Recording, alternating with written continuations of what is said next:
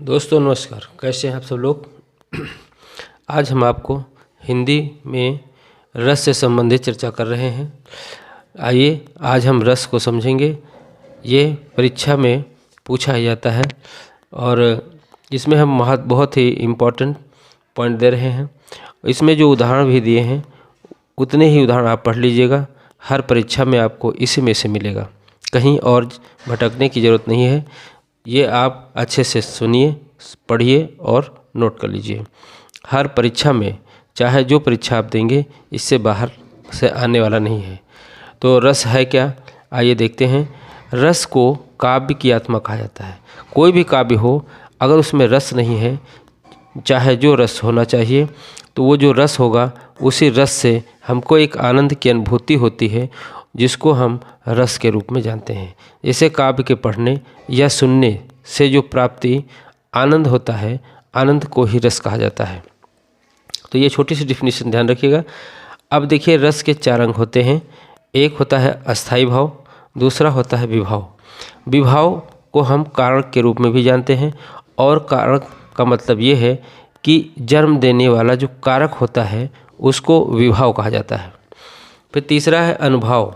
अनुभाव का मतलब ये है कि जो भाव का अनुगमन करने वाला, भाव को अनुगमन करने वाला, यानी कि जिस भाव से हम कोई कविता हो या कोई काव्य या गद्य अगर हम उसको पढ़ते हैं, तो उसको जिस रूप में हम खो जाते हैं, जिस रूप को हम अनुगमन करते हैं, उसको अनुभाव कहते हैं। अनुभाव का मतलब है एक अनुभव, यानी विगत कोई किसी घटना से जोड़ लेना या फिर किसी और अन्य अनुभव से जोड़ लेना। कोई ऐसी घटना अमुक याद आ जाना जिससे हम पिछली घटनाओं का याद आ जाना और उससे जोड़ लेना, ये अनुभव होता है। अनुभव का मतलब हम संक्षेप में कह सकते हैं अनुभव, जो हम अपने दैनिक जीवन से जोड़ते हैं।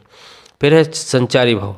संचारी भाव जो है, जो शरीर में संचार का कार्य करे, यानी जब हम कोई काव्य पढ़ते हैं या सुनते हैं तो हमारे अंदर एक प्रकार का भाव उत्पन्न होता है, और जो भाव उत्पन्न होता है उससे शरीर में एक संचार उत्पन्न हो जाता है।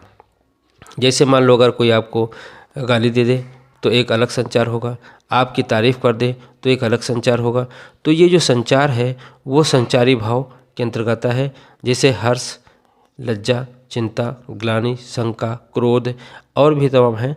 इसमें हम समझने के लिए इतने ही उदाहरण दे रहे हैं, इतने से ही आपका काम हो जाएगा। अब आइए देखते हैं, नोट करके हमने जो लिखा है इसमें यह है कि अस्थाई भावों की संख्या 9 होती है।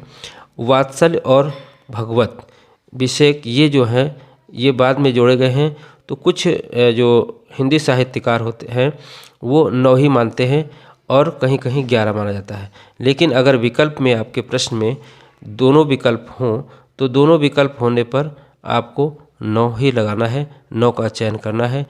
और अगर एक होगा तो एक में या तो 9 होगा या तो 11 होगा। तो अगर 9 नहीं है, 11 है, तो 11 लगा देंगे। तो इससे ध्यान रखिए, दोनों होने पर 9 को ही चयन करेंगे। अब देखिए, जहाँ से क्वेश्चन बनता है, यहाँ पर देखें, जिसे रस दिया जाता है उसका स्थायी भाव पूछ लिया जाता है। जैसे श्रृंगार, तो श्रृंगार रस का स्थायी भाव रति होता है या प्रेम कहते हैं। इसके 2 भाग होते हैं, संयोग और वियोग। तो संयोग रस और वियोग रस, इसके उदाहरण हम आगे बताएंगे। यहाँ देखिए, हास्य का हास होता है, करुण का शोक होता है, वीर का उत्साह होता है, रौद्र का क्रोध होता है, भयानक का भय, विभीत्स का जुगुप्सा, अद्भुत का विस्मय। यहाँ से हर बार क्वेश्चन आता है, ये बहुत ही आपके लिए इम्पोर्टेंट है, इसको ध्यान रखना है। इसके बाद है शांत। शांत का निर्वेद या शम होता है, इसको 9वां रस कहते हैं। क्वेश्चन ऐसे ही पूछ लेते हैं कि रस के अंतर्गत 9वां रस किसे माना गया है, तो शांत। और इसमें जो बात के जैसे वात्सल्य है, भक्ति है, तो इनको भी गिना जाता है। इनका वात्सल्य का स्नेह या वात्सल्य कहते हैं। भक्ति का अस्थायी भाव अनुराग होता है। अब इसमें कुछ शब्दावली हैं जो इसके अंतर्गत आते हैं, जैसे विभाव है। तो विभाव क्या है, विभाव किसे कहते हैं, अस्थायी भाव के उद्बोधक कारणों को विभाव कहते हैं। यानी कि जन्म देने वाला जो कारक है, जो भी हम पीछे बताए हैं, जन्म देने वाले कारक को ही हम विभाव कहते हैं। तो एक तो होता है भाव, जब हम कोई काव्य या कविता सुनते हैं तो भाव उत्पन्न होता है, और भाव से जो एक अस्थाई भाव उत्पन्न होता है उसको हम विभाव कहते हैं। अस्थाई भाव जो हमारे मन में हर समय बना रहता है, या पढ़ने या सुनने के बाद काफ़ी देर तक वो भाव गुनगुनाता रहता है या बना रहता है, तो वो जो भाव होता है वो विभाव कहलाता है। ये दो प्रकार के होते हैं। एक होता है आलम्बन। आलम्बन का मतलब है जिसके कारण अस्थायी भाव की उत्पत्ति होती है। अस्थायी भाव मतलब कोई अगर आप कहानी या कविता या गद्य या पद्य कुछ भी पढ़ते हैं तो उसमें एक ऐसा रस मिलता है, ऐसा भाव उत्पन्न होता है जो आपके दिमाग में अस्थायी हो जाता है और वो हमेशा दिमाग में गूंजता है। कभी भी उसको आप उस तरह की याद करते हैं या स्मरण में आता है तो तुरंत वो भाव उत्पन्न हो जाता है। तो ऐसे को आलम्बन कहते हैं। जैसे श्रृंगार में प्रेम पात्र की बात आती है, करुण में अगर करुण मतलब करुण का शोक जिसे मृत व्यक्ति की याद आ जाती है, रौद्र में शत्रु की बात आ जाती है, तो इस तरह से शत्रु की याद आती है। तो इस तरह के जो होते हैं जो अस्थाई आपके दिमाग में बने रहते हैं उनको आलम्बन कहते हैं। उद्दीपक क्या है? उद्दीपक का मतलब है कि उत्पन्न हुए जो अस्थाई भाव को उद्दीप्त करते हैं।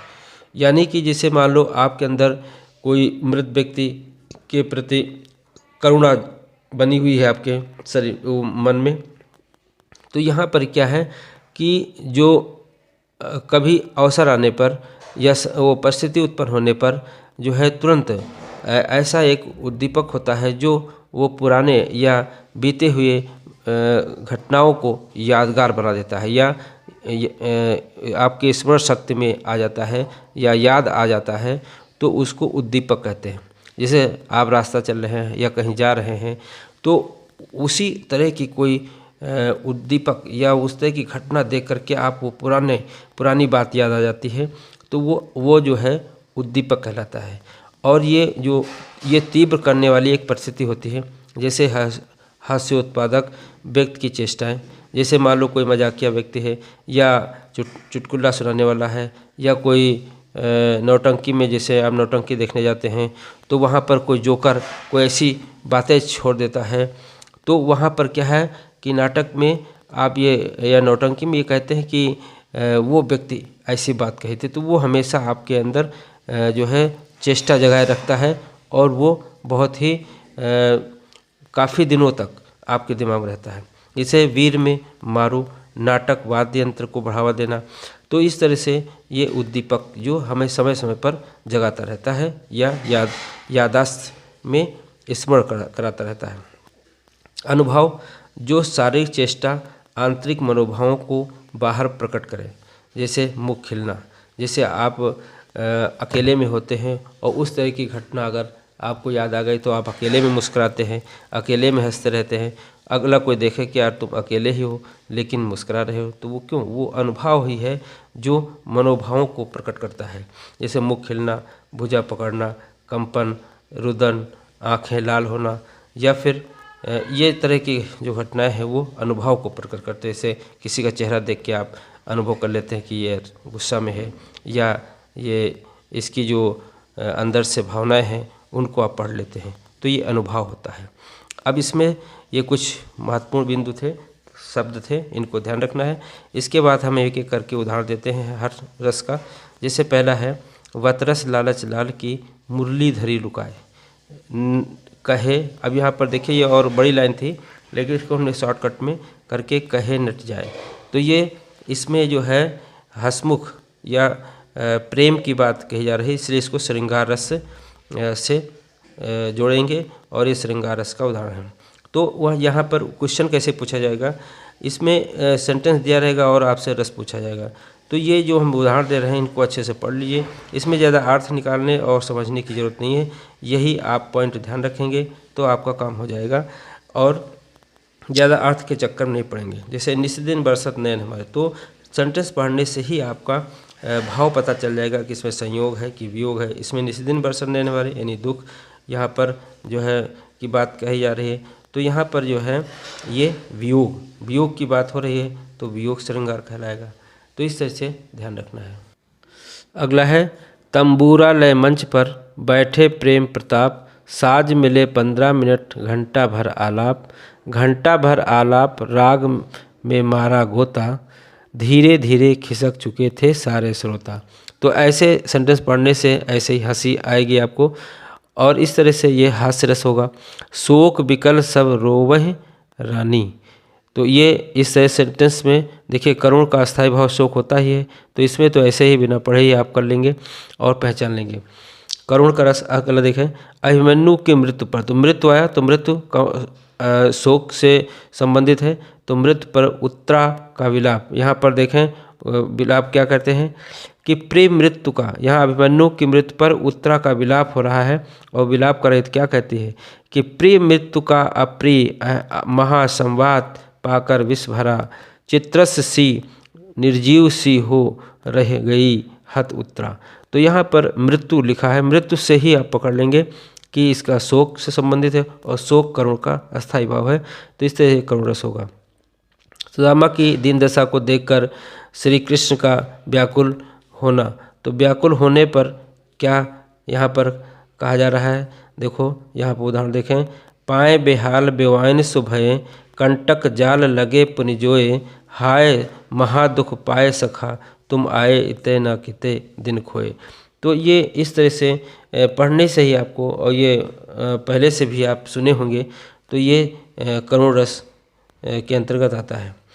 फिर शून्य मृदु बचन रूप भूप, यहाँ पर शून्य मृदु बचन भूप ही शोकु, तो शोकु आ गया, तो शोकु से ही पता चल गया कि ये करुण रस का है। सस कर छुवत विकल जिम कुकु। एक और है, जैसे है यहाँ पर, हे खग मृग मधुकर श्रेणी, तुम देखी सीता मृग नैनी, ये भी करुण रस का है। फिर आगे वीर रस है, वीर रस में क्या है कि वीर तुम बढ़े चलो, तो ये बहुत ही चित प्रचलित ये आपकी सेंटेंस है, या सबकी जुबान पे हो रहता है, तो ये आप जान ही रहे हैं, वीर रस का है। और इसी तरह के हम एक अगले वीडियो में देंगे, 2 वीडियो में आपका रस कंप्लीट हो जाएगा।